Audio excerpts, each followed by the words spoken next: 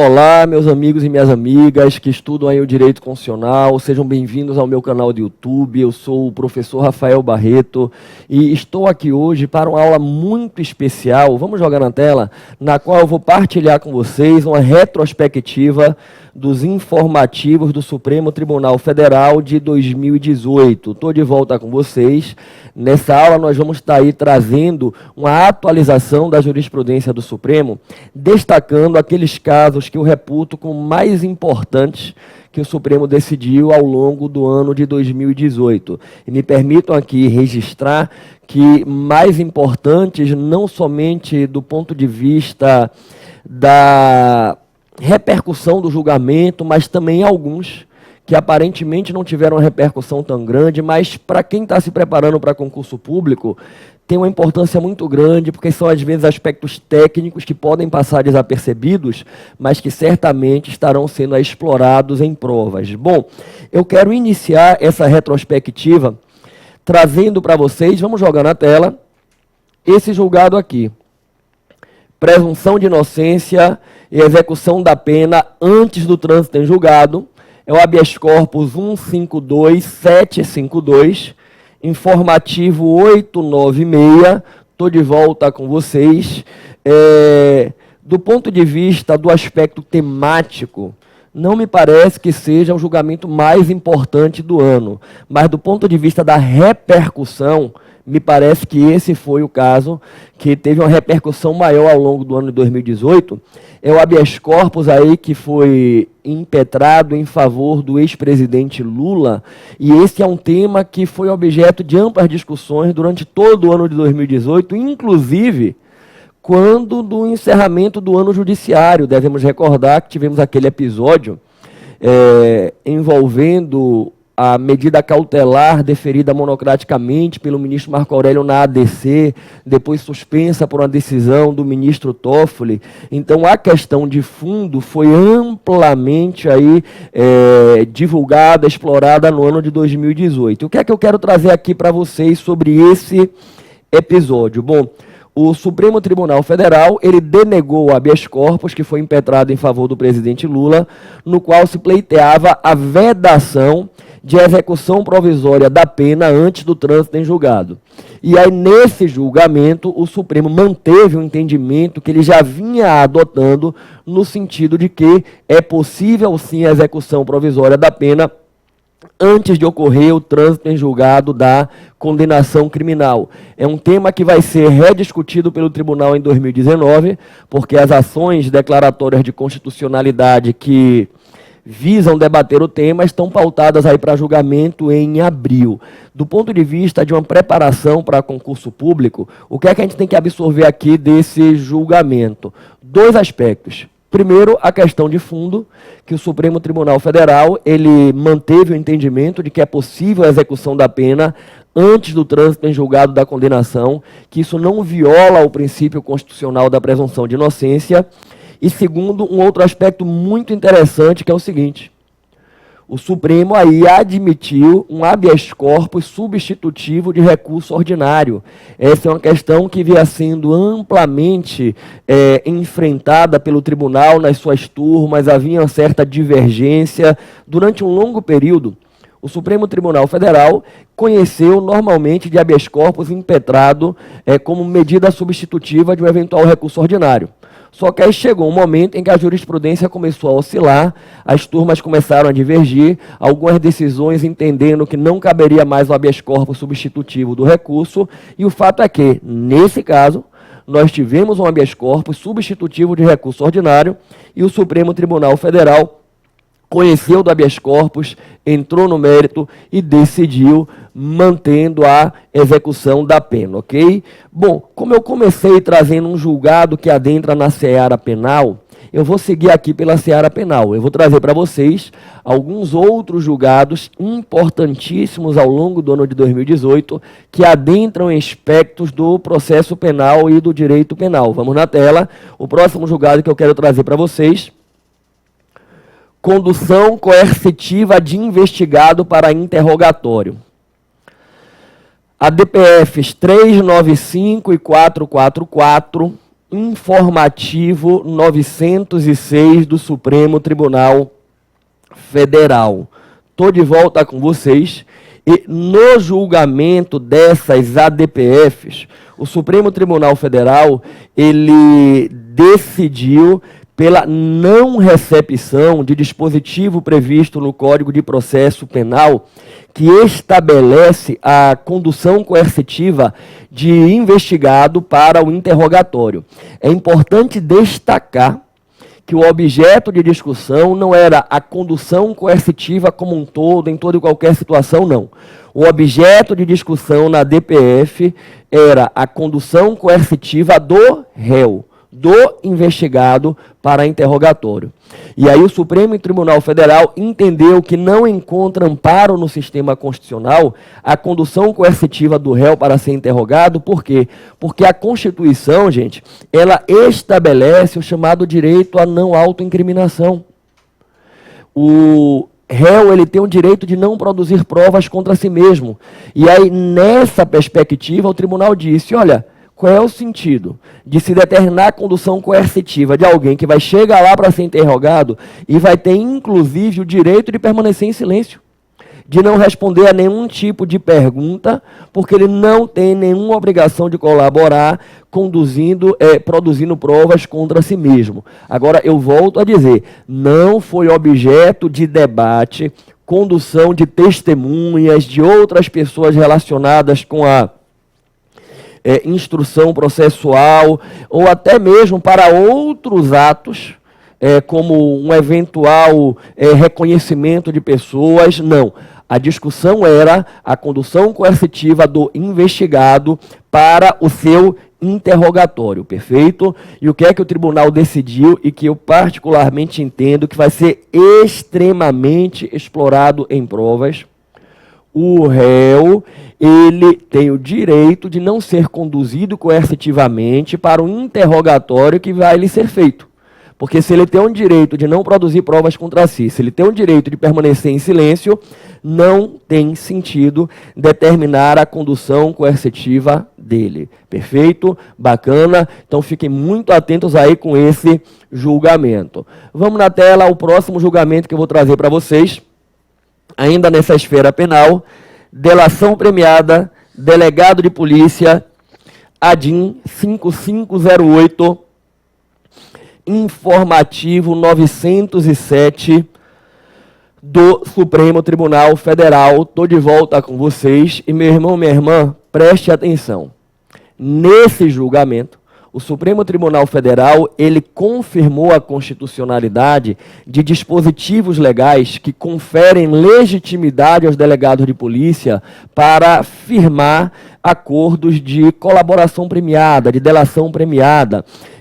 Ao longo dos últimos anos, no âmbito das investigações que têm sido feitas, das operações que têm sido feitas, especialmente a Operação Lava Jato e seus desdobramentos, nós temos tido notícias de acordos de delação premiada que têm sido conduzidos pelo Ministério Público. E a discussão que se enfrentava aí era saber se delegados de polícia também teriam legitimidade para formalizar acordos de delação premiada. E o Supremo reconheceu essa possibilidade. Então fique muito atento.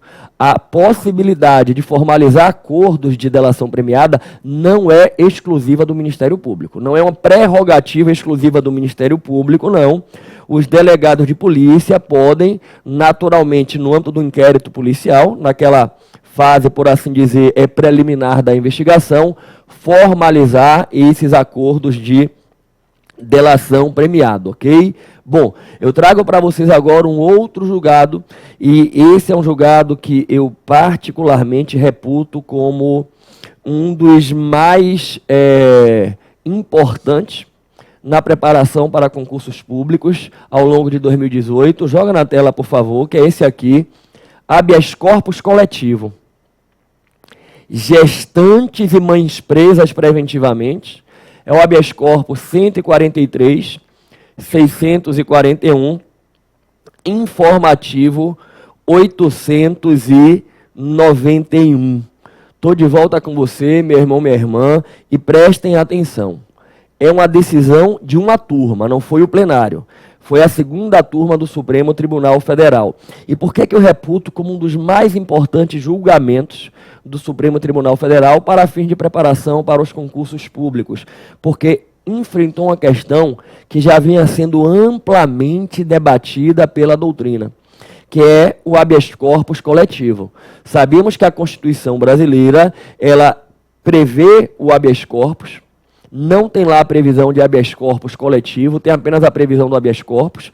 Em relação ao mandado de segurança, ela prevê expressamente o mandado de segurança individual e o mandado de segurança coletivo. E aí existia a discussão na doutrina sobre o cabimento ou não do habeas corpus coletivo. E aí vale destacar que o habeas corpus coletivo é aquele que é impetrado em favor de uma coletividade. Devemos lembrar que o habeas corpus ele trabalha com 3 sujeitos processuais, pelo menos. O paciente, o impetrante e o coator. O paciente é o titular da liberdade de locomoção. O impetrante é o autor da ação de habeas corpus. E o coator é a pessoa responsável pelo risco à liberdade de locomoção do paciente. E o que é que a gente tem no habeas corpus coletivo? A gente tem que a figura do paciente não é única e exclusivamente um indivíduo, mas uma coletividade. É um habeas corpus impetrado em favor de um grupo, uma coletividade. E o que é que nós tivemos aí nesse caso? Um habeas corpus que foi impetrado em favor de todas as mulheres presas preventivamente, que ostentem a condição de gestante, puérpera ou mãe de criança sob sua responsabilidade. E é interessante que o paciente aí a gente pode identificar como uma espécie de sujeito indeterminado, mas determinável. Quem era o paciente? Era um sujeito indeterminado. Toda e qualquer mulher que se encontre presa preventivamente na condição de gestante, puérpera ou que seja mãe de criança sob a sua responsabilidade. É indeterminado no sentido de que você não sabe especificamente quantas são, mas é determinável, porque você delimita qual é a condição. Tem que ser mulher, mãe, gestante, puérpera ou que tenha criança ali sob a sua responsabilidade. E a turma, gente, admitiu. A turma admitiu o habeas corpus, entrou no mérito e concedeu a ordem de habeas corpus para determinar a substituição da medida de prisão preventiva por uma medida de prisão domiciliar enquanto a mulher ostentar essa condição. Enquanto a mulher ostentar essa condição de gestante, puérpera, ter criança sob a sua responsabilidade, devemos substituir a medida de prisão preventiva pela medida de prisão domiciliar, salvo alguns casos excepcionais que foi objeto ali de argumentação no julgamento. E é interessante que a turma estendeu a ordem de ofício para todas as demais mulheres que se encontrassem presas, que fossem gestantes, puérperas, mães de crianças, pessoas com deficiência e também adolescentes que estivessem sujeitas a medidas socioeducativas no território nacional. E a turma levou em consideração, gente, o estado do sistema penitenciário brasileiro. Isso tem sido objeto de debate no Supremo, desde quando o Supremo julgou a DPF 347 e teorizou sobre o estado de coisas inconstitucional, né, que envolve o sistema penitenciário brasileiro.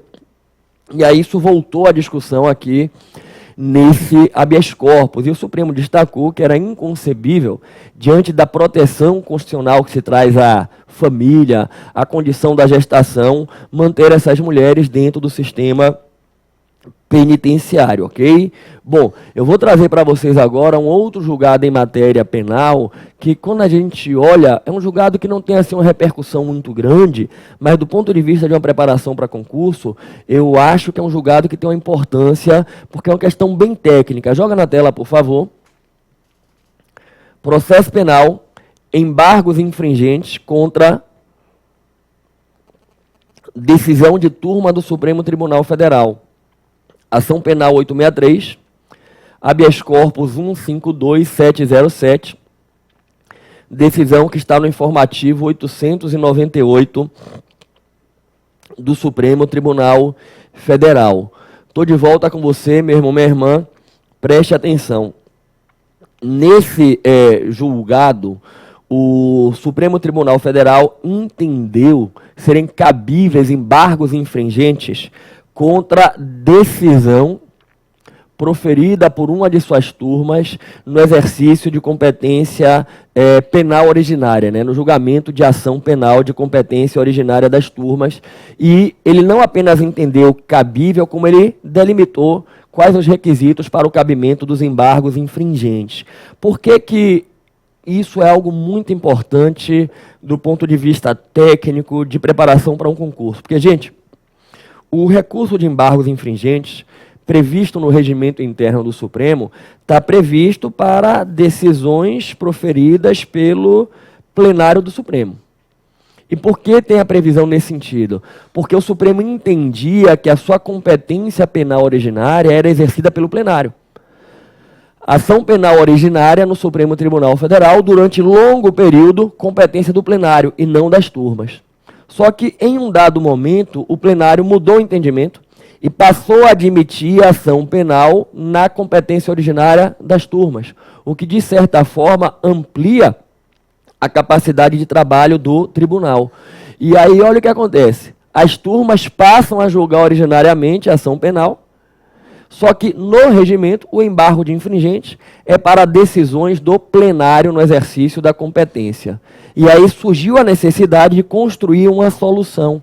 E aí, o que é que o Supremo fez? Ele admitiu: cabe embargos infringentes no julgamento das ações penais pelas turmas. E o que é que ele fez? Ele aplicou, por analogia, ao dispositivo que disciplinava a matéria para o plenário, fazendo uma adequação. E como é que ficou essa adequação? Gente, o regimento prevê que cabe embargos infringentes da decisão do plenário quando houverem 4 votos, né, no sentido da divergência. Está lá no regimento do Supremo. Se exige 4 votos divergentes para o cabimento dos embargos de divergência. E aí o que é que o Supremo fez? O Supremo fez uma adaptação. Ele disse: olha, já que no plenário se exigem 4 votos, nas decisões da turma nós vamos exigir 2 votos. Serão cabíveis os embargos infringentes quando houver uma decisão, né, por maioria, e houverem pelo menos 2 votos divergentes. Só que preste atenção, tem que ser votos divergentes no sentido da absolvição. Votos no sentido da absolvição, no sentido próprio, não é? Então, é cabível embargo de infringente de decisão de turma no julgamento originário de ação penal? Desde que você tenha pelo menos 2 votos divergentes no sentido da absolvição. Havendo esses 2 votos no sentido da absolvição, ok, admite-se os embargos infringentes. Bom, eu vou dar um passo adiante e eu vou entrar agora em um outro caso que também está relacionado aí com a seara penal, só que a gente vai ampliar a discussão para pegar aspectos que envolvem o poder legislativo, as prerrogativas do mandato parlamentar.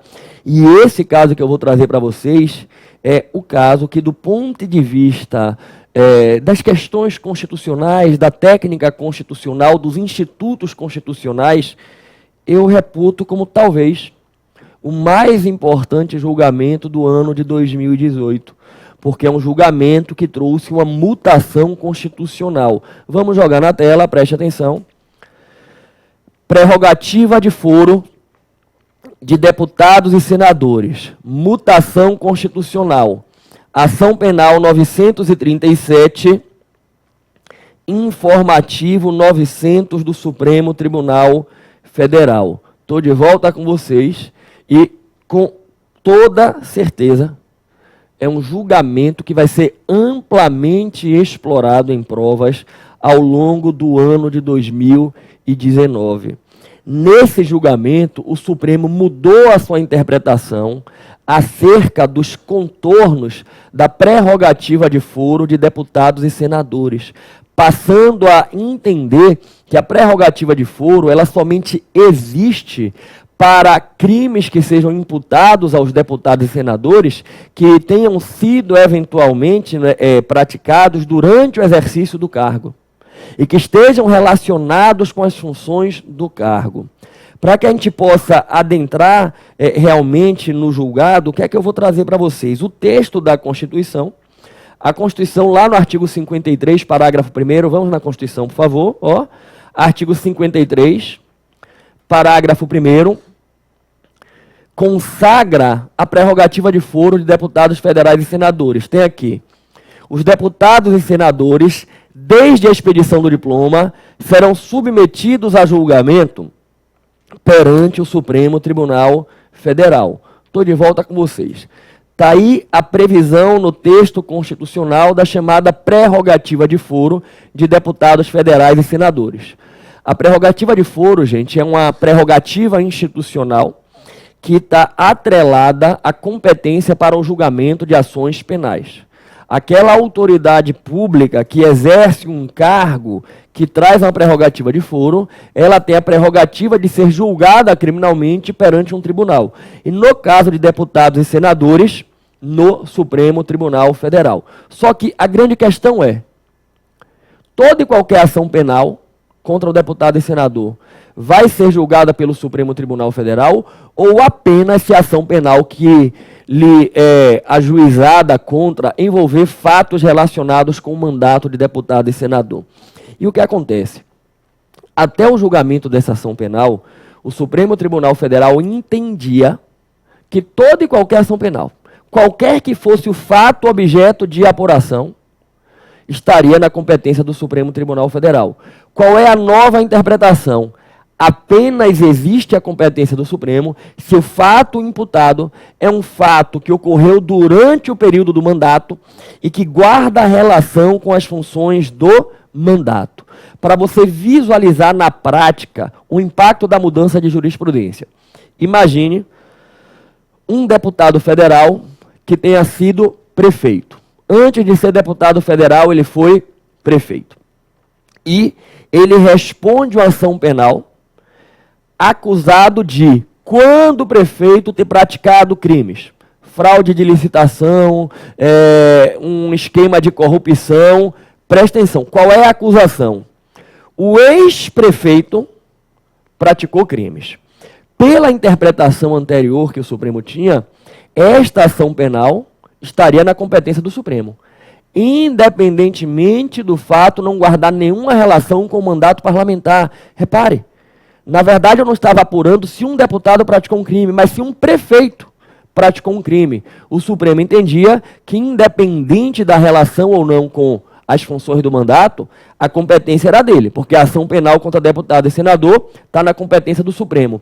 Pela nova interpretação, essa ação penal não está mais na competência do Supremo, porque o fato não guarda nenhuma relação com o mandato de deputado. Pela nova interpretação, somente vai tramitar no Supremo Tribunal Federal a ação penal que buscar apurar um fato que ocorreu durante o mandato e que guarda relação com as funções desempenhadas. Houve uma mudança de interpretação no texto. Houve uma mutação constitucional. Porque se a gente parar para analisar, vamos voltar no texto da Constituição, percebam que o texto não estabelece absolutamente nada sobre a abrangência material. Não está aqui que os deputados e senadores serão submetidos a qualquer julgamento criminal ou a julgamento criminal apenas se envolver o mandato. Estou de volta. O texto não traz nada quanto a essa perspectiva da abrangência material. E aí sempre foi questão de interpretação. Como eu tinha uma interpretação e passei a ter outra, houve uma mutação constitucional. Sem mudar o texto, o Supremo promoveu uma mudança no sentido que a gente confere ao texto. É uma típica mutação constitucional. E essa interpretação que o Supremo fez, gente, ela reverberou em outros tribunais. Porque dentro do sistema constitucional brasileiro, há outros agentes públicos com prerrogativa de foro. Por exemplo, o governador responde criminalmente no STJ. Prefeito responde criminalmente nos tribunais de justiça, se for crime de competência da Justiça Estadual, ou nos tribunais federais e eleitorais, se for competência da Justiça Federal ou da Justiça Eleitoral. E, a partir do momento em que o Supremo mudou a interpretação, os demais tribunais começaram a também mudar a sua interpretação. O STJ já foi no mesmo sentido, dizendo: a minha competência para os casos de prerrogativa de foro somente quando envolver o período do cargo, as funções do cargo. Por exemplo, o governador vai ser julgado no STJ? Depende. Se o crime que é imputado ao governador for durante o período do mandato do governador e guardar relações com as funções do governador, vai. Mas se não for, não vai ter mais a competência do STJ. Então, é um julgamento que tem um impacto muito grande na prática do julgamento das ações penais. E me permitam aqui trazer para vocês uma ampliação para a gente fazer uma meditação, que é o seguinte. Me parece que a interpretação que o Supremo fazia antigamente não era a mais adequada do ponto de vista da teoria constitucional. Por quê, gente? E eu digo isso aqui com muita humildade, respeitando a interpretação do Supremo e respeitando até entendimentos doutrinários em sentido contrário, mas eu tenho que trazer para vocês aqui uma meditação para a gente fazer um juízo crítico sobre o tema. A prerrogativa de foro não é uma prerrogativa pessoal do deputado ou do senador. É uma prerrogativa institucional. Se insere naquilo que denominamos na teoria constitucional de garantias institucionais. Garantias institucionais são garantias que visam assegurar o livre funcionamento de determinadas instituições ou livre exercício de funções no âmbito de instituições. E todos os poderes do Estado são dotados de prerrogativas institucionais. O Poder Judiciário tem as prerrogativas institucionais. Além da autonomia administrativa, financeira e normativa do Poder Judiciário, tem as chamadas garantias dos juízes, que não são garantias pessoais dos juízes, são garantias institucionais do livre funcionamento do Poder Judiciário. E a prerrogativa de foro, ela se qualifica como uma prerrogativa institucional do Poder Legislativo. E eu queria que você compreendesse. Se é uma prerrogativa institucional, visa assegurar o livre funcionamento da instituição. Como é que eu posso inserir no âmbito da prerrogativa algo que não guarda nenhuma relação com o exercício da função institucional? Gente, um deputado que responde sendo acusado de, quando foi prefeito, ter praticado um crime, isso não guarda nenhuma relação com o mandato do deputado, com a função parlamentar por ele desenvolvida. Não havia sentido de eu ampliar essa prerrogativa, porque não guarda relação com o exercício das funções institucionais. Então, me parece que essa nova interpretação que foi fixada é a interpretação mais adequada do ponto de vista da teoria constitucional. Volto a dizer, respeitando a interpretação anterior e todos aqueles que vão no sentido da interpretação anterior, ok? Bom, prestem atenção.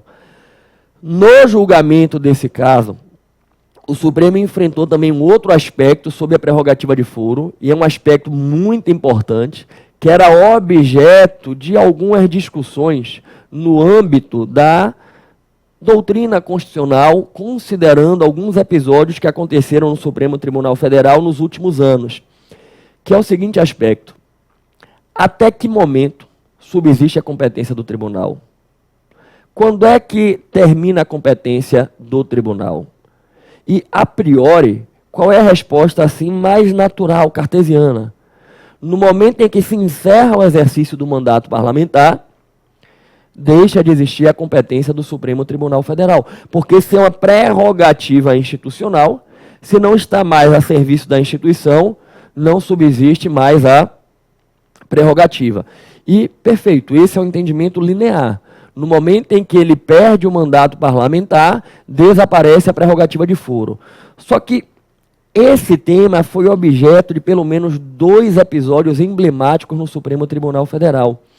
O primeiro foi o julgamento da ação penal, se minha memória não estiver ruim, é a ação penal 333, e se eu não estou enganado, o julgamento é de 2007, gente.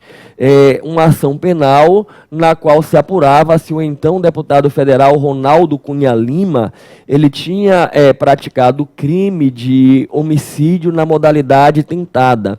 Devemos recordar que, de uma maneira geral, o homicídio doloso vai para a competência do tribunal do júri, porque se trata de um crime doloso contra a vida. Só que, por se tratar de um deputado federal, a competência vai deslocada para o Supremo Tribunal Federal. Aí você vai dizer, professor, mas espera aí, a prerrogativa não subsiste apenas para fatos durante o mandato que guardem relação com o mandato?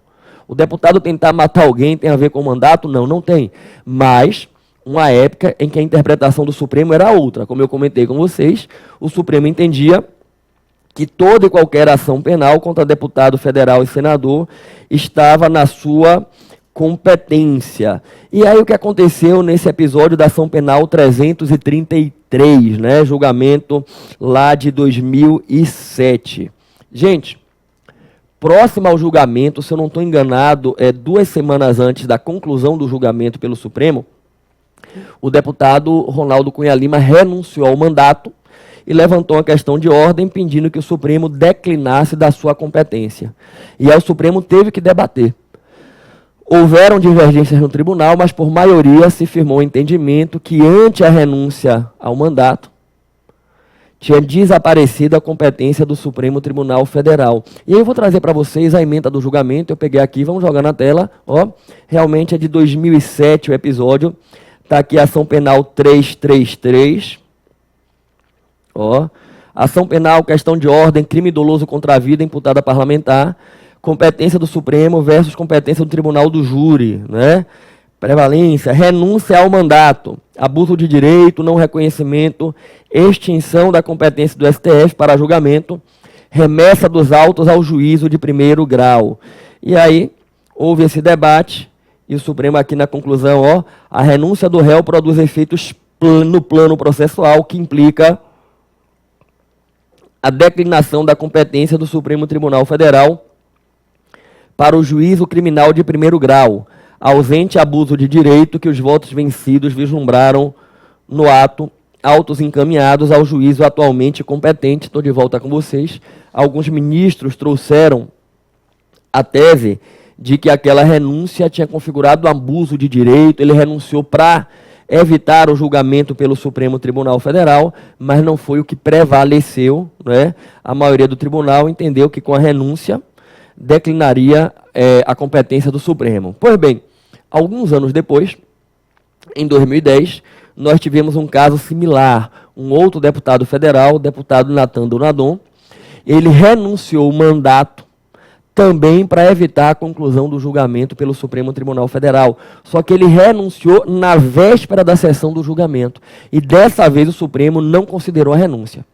O Supremo entendeu que aquela renúncia era abusiva, era com intuito nítido de evitar a condenação pelo Supremo, e o Supremo foi lá e seguiu julgando. Vou trazer para vocês na tela, vamos na tela. É a ação penal 396, está aqui. Questão de ordem na ação penal, deputado federal renúncia ao mandato, abuso de direito, reconhecimento da competência do Supremo Tribunal Federal para a continuidade do julgamento da presente ação penal. Aí está aqui, ó. Renúncia de mandato, ato legítimo. Não se presta, porém, a ser utilizada como subterfúgio para deslocamento de competências constitucionalmente definidas que não podem ser objeto de escolha pessoal. Impossibilidade de ser aproveitada como expediente para impedir o julgamento em tempo, a absolvição, a condenação, e neste caso a definição de penas, né? No caso, a renúncia do mandato foi apresentada à Casa na véspera do julgamento da presente ação penal pelo Supremo. Pretensões nitidamente incompatíveis com os princípios e regras constitucionais, porque exclui a aplicação da regra de competência do Supremo Tribunal Federal. Estou de volta. E aí, nesse caso aí da ação penal 396, o Supremo prosseguiu no julgamento e condenou o deputado. E aí, gerou uma discussão que foi a seguinte: com a renúncia ao mandato, prevalece ou não prevalece a competência do Supremo Tribunal Federal? Até que momento é reconhecida a competência do Supremo Tribunal Federal? E nesse caso aí que nós estamos comentando, né, da ação penal 937, o Supremo firmou um entendimento. O Supremo entendeu que, se for concluída a instrução processual, ele vai julgar. E aí, na linha do voto do ministro Luiz Roberto Barroso, que foi quem conduziu essa nova interpretação, o Supremo firmou que após o final da instrução processual, com o despacho de intimação para apresentar alegações finais, a competência para o julgamento não vai ser afetada em razão de o agente público deixar o cargo, qualquer que seja o motivo. Então, como é que a gente assimila? Concluída a instrução processual penal, o órgão vai julgar o caso, ainda que eventualmente o titular do mandato deixe o mandato. Então, mesmo que não se trate de renúncia, se trate de encerramento do mandato parlamentar, encerrou o mandato, o tribunal vai prosseguir no julgamento, ok? Então, eu particularmente aí reputo como um julgamento emblemático, porque houve uma mutação constitucional, houve o enfrentamento de um tema extremamente importante do ponto de vista da teoria constitucional e da prática das ações penais, que é a questão da prerrogativa de foro. E aí o Supremo definiu dois aspectos. Primeiro, qual é a abrangência material e segundo, até que momento subsiste a sua competência, ok? Eu vou avançar com vocês. Eu quero trazer agora, ainda no âmbito das atividades, por assim dizer, do Poder Legislativo, né, no âmbito do mandato parlamentar. Vamos na tela, um outro julgamento, ó. Direito à informação parlamentar, recurso extraordinário 865-401, informativo 899. Estou de volta com você, meu irmão, minha irmã, e é um julgamento que aparentemente não tem assim uma repercussão tão grande, não foi amplamente divulgada pela mídia, mas eu quero trazer para vocês porque é o julgamento no qual o Supremo Tribunal Federal ele firmou mais uma tese de repercussão geral, não é? O Supremo julgando, ele fechou mais um tema, e aí eu vou até trazer para vocês, vamos jogar na tela, ó, eu separei para vocês como é que ficou a tese, está aqui. Tese de repercussão geral, tema 832. O parlamentar, na condição de cidadão, pode exercer plenamente o seu direito fundamental de acesso a informações de interesse pessoal ou coletivo, nos termos do artigo 5º, inciso 33 da Constituição e das normas de regência desse direito. Estou de volta com vocês. E aí eu queria recordar que o artigo 5º, 33 da Constituição estabelece que todos têm direito de receber dos órgãos públicos informações de interesse particular, coletivo ou geral. O direito à informação na sua tríplice perspectiva, informação de interesse particular, de interesse coletivo ou de interesse geral. E havia uma discussão sobre se o parlamentar também poderia titularizar esse direito. E o Supremo disse, gente, todo e qualquer cidadão. Não é porque ele se tornou parlamentar que ele vai perder a titularidade do direito à informação. E aí houve o fechamento do tema, perfeito? Eu vou trazer para vocês agora, vamos jogar na tela, mais um julgado. Processo Legislativo Estadual, emenda constitucional, iniciativa popular, constitucionalidade. ADIM 825, informativo 921. Estou de volta. E nesse julgado, o Supremo reconheceu a constitucionalidade de um dispositivo da Constituição do Amapá que traz a iniciativa popular para a emenda à Constituição do Estado.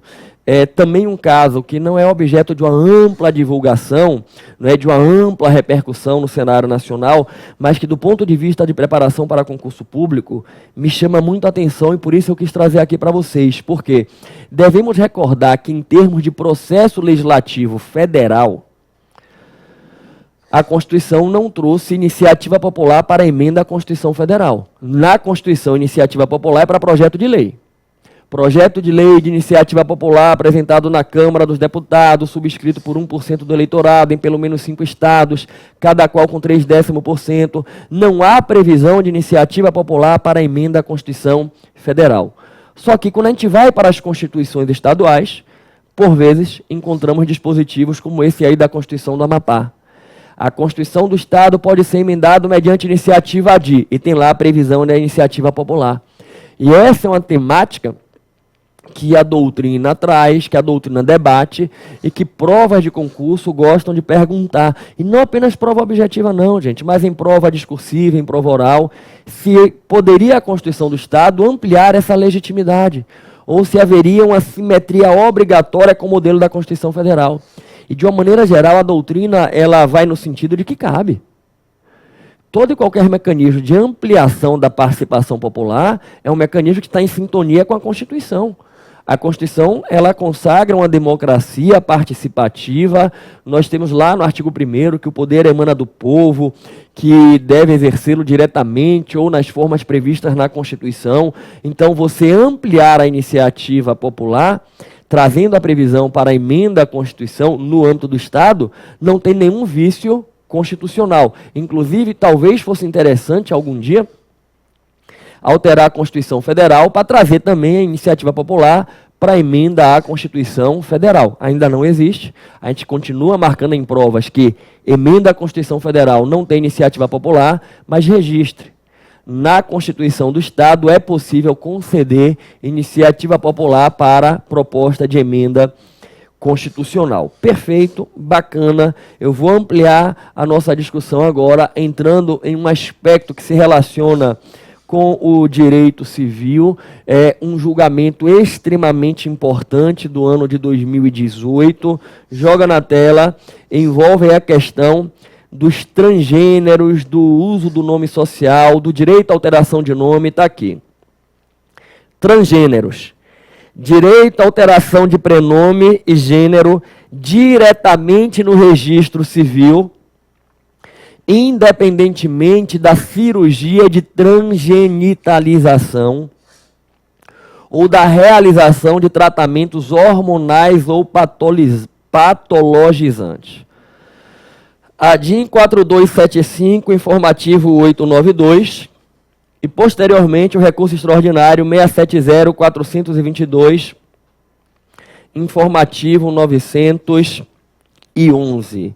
Estou de volta com vocês e, gente, nesses dois julgamentos, o Supremo Tribunal Federal, ele reconheceu aos transgêneros o direito de promover a alteração do nome diretamente no registro civil, sem necessidade de procedimento judicial e independentemente de realização de cirurgia de transgenitalização ou de tratamentos hormonais nesse sentido, não é? E aí eu queria recordar para vocês que essa é uma questão extremamente relevante do ponto de vista da teoria constitucional, do ponto de vista do reconhecimento dos direitos dos transexuais e que envolve a concretização da dignidade da pessoa humana. E aí eu queria lembrar para vocês que nós temos, no caso dos transexuais, e aí eu até peço perdão se do ponto de vista técnico eu falar algo aqui que não é exatamente o mais correto, e se alguém puder, se for o caso, depois até me corrigir, mas me parece que no caso dos transexuais, nós temos pessoas que têm uma identidade física e uma outra identidade pessoal. Por exemplo, do ponto de vista biológico, do ponto de vista físico, é um homem, mas do ponto de vista pessoal, a pessoa se identifica como uma mulher. Imagine que eu que estou aqui falando com vocês, sou o Rafael Barreto, você olha para mim e você identifica fisicamente e biologicamente um homem, né? Um homem com aspecto físico de homem, com órgão genital masculino. Só que agora, imagine que do ponto de vista da minha identificação pessoal, eu me considero uma mulher. Eu me identifico como uma mulher. Eu pretendo, a partir de agora, me apresentar socialmente como uma mulher. Eu vou começar a me apresentar socialmente como mulher. Eu vou me vestir como mulher, eu vou me apresentar como Rafaela. E essa é uma questão extremamente sensível do ponto de vista da dignidade da pessoa humana, porque envolve a maneira pela qual a pessoa se compreende e se identifica. E o que é que o Supremo Tribunal Federal disse aqui? Que o Rafael, por exemplo, que se compreende como Rafaela, tem o direito de se apresentar como Rafaela, e não apenas se apresentar, de ter no seu nome, o reconhecimento de que ele é Rafaela, independentemente de eventual procedimento judicial. No exemplo que eu estou trabalhando aqui com vocês, eu posso buscar um cartório civil sem processo judicial e no cartório civil eu vou promover a mudança do meu nome de Rafael para Rafaela, independentemente de fazer procedimento cirúrgico, independentemente de fazer qualquer tipo de tratamento hormonal. E, gente, é muito interessante nesse julgamento um aspecto que foi trazido pelos ministros no sentido de que ao Estado não cabe constituir a identidade da pessoa, mas reconhecer a idade da pessoa como ela se identifica.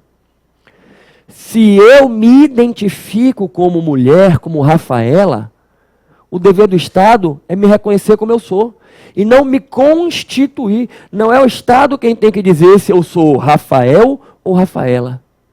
Isso viola a dignidade humana. Esse é o entendimento que o Supremo Tribunal Federal trouxe, não é? A questão da identidade de gênero é uma manifestação da personalidade da pessoa, da dignidade humana, e não cabe ao Estado constituir a identidade da pessoa, mas reconhecer a pessoa como ela se auto-identifica. Sem nenhuma dúvida, um dos mais importantes julgamentos do Supremo Tribunal Federal ao longo do ano de 2018.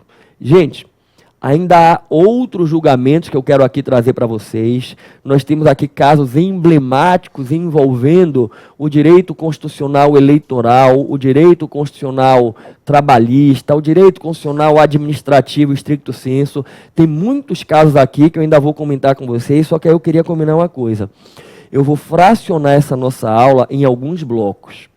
E aí eu vou encaminhar para fazer o fechamento desse primeiro bloco. Mas me permitam, antes, fazer aqui um registro, fazer um convite para vocês. Esse trabalho de comentar detalhadamente a jurisprudência do Supremo Tribunal Federal, de trazer a compreensão dos informativos do Supremo, que é algo que eu reputo como imprescindível para quem se prepara para concurso público, é um trabalho que eu já desenvolvo há muitos anos. Olha, mais de 10 anos desenvolvendo esse projeto de estudo detalhado dos informativos do Supremo Tribunal Federal. Inclusive, eu partilho que eu fui pioneiro nisso, né? Hoje nós temos aí muita gente boa, qualificada, partilhando o estudo dos informativos do Supremo Tribunal Federal, mas isso é algo que eu desenvolvo, gente, desde 2007. 2006, 2007, eu já desenvolvo esse trabalho, trazendo o estudo dos informativos. Inclusive, eu desenvolvi esse projeto em diversos estados do Brasil. Eu viajei muito pelo Brasil, em diversos cursos, com essas aulas de informativos. Só que houve um período da minha vida em que eu precisei dar uma parada. E no período em que eu parei, eu fui muito cobrado, né, por alunos. Professor, você precisa voltar com um projeto de informativos, ele é um projeto muito importante. E eis que eu, então, retomei o projeto dos informativos do Supremo Tribunal Federal. E aí eu retomei trazendo uma retrospectiva dos mais importantes julgamentos de 2017, uma análise contínua de informativos ao longo de 2018.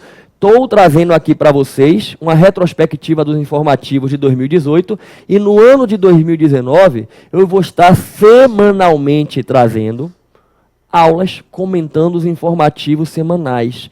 Se você pretende se manter atualizado com a jurisprudência do Supremo Tribunal Federal, fica aqui o meu convite, basta você me acompanhar, porque você vai me ver ao longo do ano de 2019, semanalmente trazendo aulas, explicando detalhadamente os julgados constantes dos informativos. E aqui me permita agora fazer 2 convites.